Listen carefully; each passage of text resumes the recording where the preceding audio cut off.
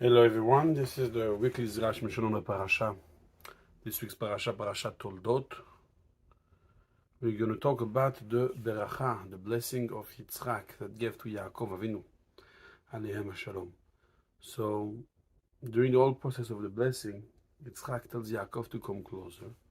And Yitzchak smells Yaakov and he says, oh, Vayarach and Riach Begadav, he smelled the smell of his clothes. And he says, what a beautiful smell. The smell of my son is like the smell of the sadeh, of the fields that was blessed from Akadosh Baruch Hu. So the Midrash says, Rashi brings the Midrash, Vayarach et riach begadav. When he smelled the smell, he was smelling the smell of his clothing. So he says, Al tikre begadav ela bogedav. Don't read the word begadav, this clothing, but read it bogedav. Bogedav means his rebels.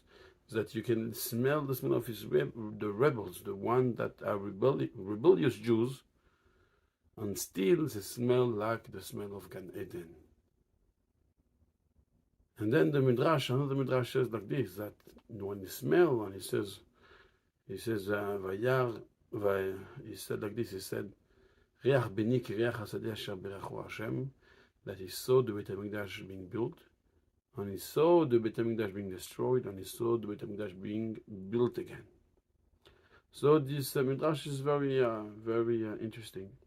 Why is Yitzchak Avinu needs to see the building of the Beit HaMikdash, the destruction of the Beit HaMikdash, and the building again of the Beit HaMikdash? And also another question that Zera Shimshon asks is, why did Yitzchak give the blessing to Yaakov even though he knew and he saw that they're going to be bogedim, they're going to have Jews that are going to be rebellious? Because we saw when Yitzchak himself got the berachot, the pasuk says, "Vayivarech Elohim et Yitzchak."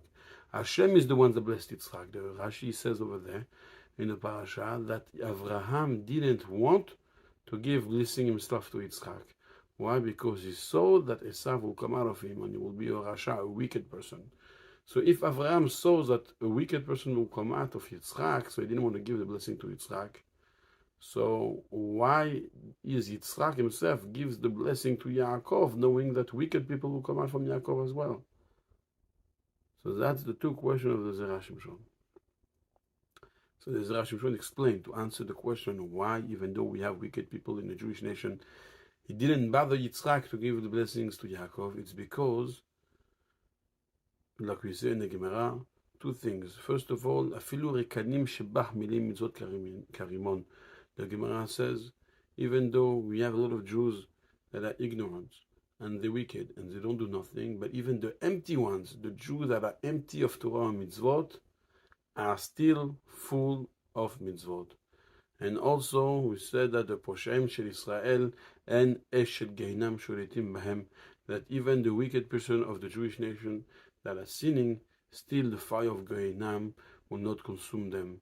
And the Mefarshim explained will not consume them, meaning that the fire will consume all the averot, but at the end of the day they will come out purified from the punishment, and then we have a Jewish clean, pure neshama.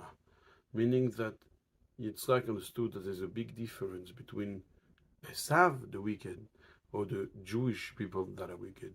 That the Goyim, the other nations, when they're wicked, they have no salvations. You don't give them any blessing. When a Jewish person, even if he's wicked, even if he's ignorant, even if he doesn't do anything, still, even if he rebels against Hashem, at the end of the day, there's always room and place for him to do teshuvah, to come back to HaKadosh Baruch Hu. Like the Midrash himself, and Rashi quotes the story of Yosef Meshita. Yosef Meshita story was by the time of the destruction of the Beit HaMikdash.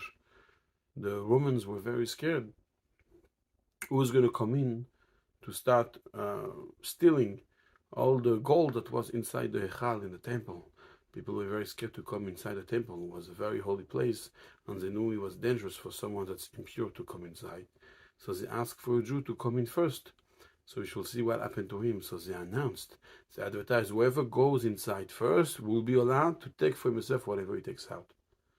And they're trying to look for someone, and everybody refused. Nobody was willing to go inside until one person, his name was Yosef Meshita, he said, you know what, I'll go in myself. Don't worry, I will go, but the first thing I take is mine. I told him, for sure, no problem. So he was like this, wicked, rebellious. He didn't care about no one. Every Jew was scared to go in, and he, the other way, works with the Romans to go inside and start the stealing of the gold in the temple. He walks inside the Hechal, the holy temple. What does he take out with him? He takes out the menorah, the chandelier, 7 branches full of gold, made out of pure gold, and he takes it out for himself. The Romans told him, what are you doing? What are you taking this for yourself? They told him, you said, we had a deal. If I come in, whoever comes in will get for himself the first thing he takes. He says, yes, for sure, but this is too fancy for you. You're a simple man. This is go for the palace of the emperor, not for yourself. Go back inside, take something else for yourself. We cannot let you take. So then Yosef Meshida says, no, I cannot go back inside. So they took away the chandelier from him, and they told him, no, go back. They tried to force him to come back, and he refused. They told him, if you don't come back, we'll kill you. He said, go ahead. It's enough for me that I made my master, my creator, upset once. I won't do it again. And then the Midrash says that they took 4 horses, and they connected each of his leg and the arm to the horse, and they made the horses move, and they tried to convince him to change his mind. And while he was dying, he did teshuvah, and he asked Hashem for forgiveness. So you see, even the most rebellious Jew that was willing to work with the Romans to go and to steal from the temple, at the end of the day, returns to Hashem, asks for forgiveness, and is willing to give his life for it. So this is the difference between a wicked Jew and a wicked non-Jew. So the wicked non-Jew, you don't want to give him any blessing. Why? Because there's no salvation for him. But a Jew, even if he's wicked, is always the doors of teshuvah open for him. And also, regarding the other question we had, why did Yitzchak needed to see the building and the destruction and the rebuilding of the Beit HaMikdash? So the Zera Shimshon brings the Midrash about Shlomo HaMelech, that when Shlomo HaMelech built the temple, he prayed that HaKadosh Baruch Hu will answer all the prayers from the people coming to pray. But Shlomo HaMelech made a condition.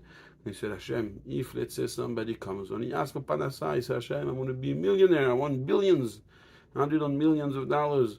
But let's say money is no good for him. Maybe if he's going to be too rich, he's going to destroy his life. So Shlomo HaMelech prayed to Hashem that even though you're going to listen to the prayers, if it's not good for the one asking, please do not give him. Do not fulfill his requests.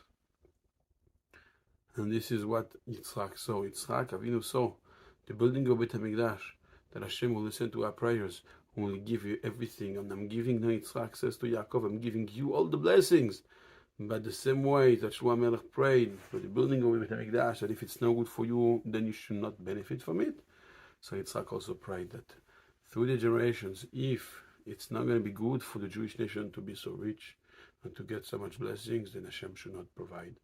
He should provide exactly what's good for us, not too much if it's not good for us. And Bezrat Hashem is also the building of the Beit HaMikdash, the rebuilding of the Beit HaMikdash, that Bezrat Hashem b'yamenu HaKadosh Baruch Hu will build the Beit HaMikdash. Mashiach's kingdom will come. We're not going to have Shibud Malchuyot anymore. And we're going to be able to come back to Yerushalayim, to see the temple, to see all the miracles, to see the presence of God in the Beit HaMikdash, and to be able to bring all the korbanot and offerings in the Beit HaMikdash. And Bezrat Hashem, b'mira b'yaminu amen, all the tefillot and all the yeshuot of everyone shall be answered, Bezrat Hashem, b'zchut this limud and b'zchut kol klal Yisrael. Shabbat shalom and chazak u'baruch.